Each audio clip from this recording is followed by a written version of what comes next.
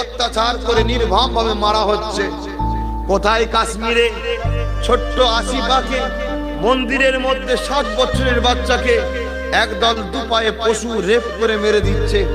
কোথায় ইউপিতে 8 বছরের পূজাকে BJP MP BJP MLA Kuldeep Singh এবং তার সাথীরা মিলে রেপ করে মেরে দিচ্ছে।